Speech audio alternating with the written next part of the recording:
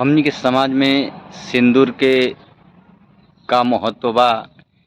एगो सिंदूर के लगावला से नारी के रूप और रिश्ता कैसे बदल जाला, हम आज आप लोग के गीत के माध्यम से सुनावतनी। अच्छा लगी तो लाइक शेयर सब्सक्राइब करिए। मेरा यूट्यूब चैनल, फेसबुक चैनल और इंस्टाग्राम चैनल को प्यार दुलार दीजिए। और सिनुरे बनावेला जिंदगी के साथी, सिनुरे बनावेला जिंदगी के साथी।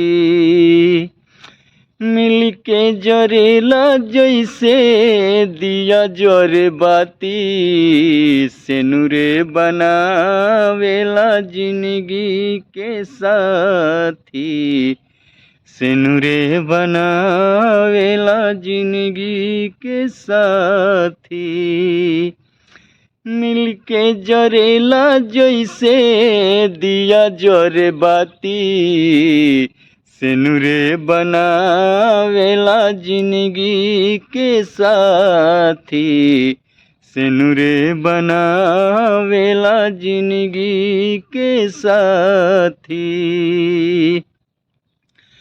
और सिनुरे से नारी सुहागिन कहाली, सिनुरे से नारी, ओ सिनुरे से नारी सुहागिन कहाली।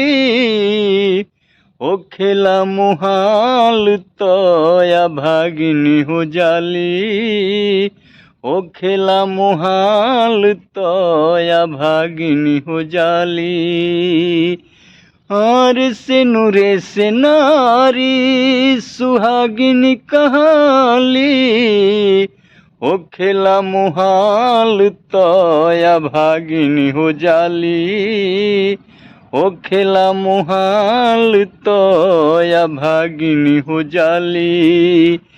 सिनुरे लगावेला दुआरी बराती, सिनुरे बनावेला जिंदगी के साथी, सिनुरे बनावेला जिंदगी के साथी।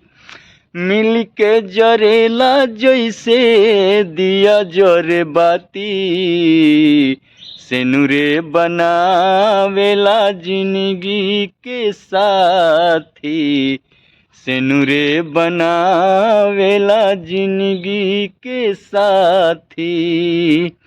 मिल के जरेला जैसे दिया जरे बाती, सिनुरे बनावेला जिंदगी के साथी।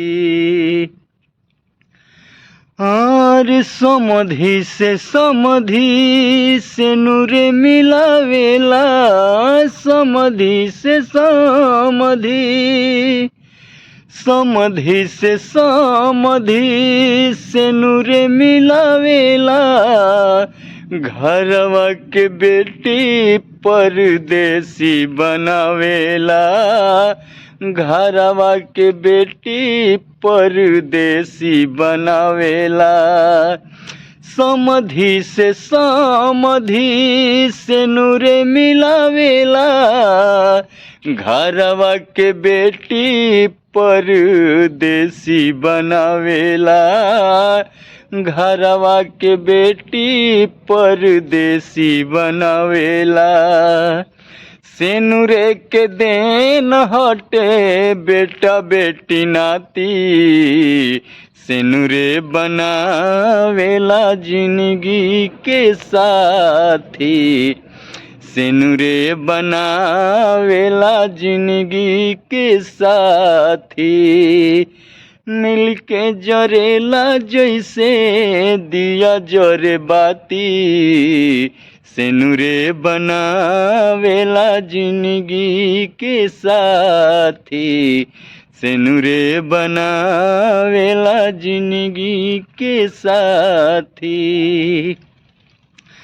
और से नूरे में बाटे अनमोल ये कहानी, से नूरे में बाटे, से नूरे में बाटे अनमोल ये कहानी, जुग जुग से बनल बाटे नारी के निशानी, जुग जुग से बनल बाटे नारी के निशानी, से नूरे में बाटे अनमोल ये कहानी, जुग जुग से बनल बाटे नारी के निशानी, जुग जुग से बनल बाटे नारी के निशानी, सेनुरे में बाटे राजा, सेनुरे में बाटे राजा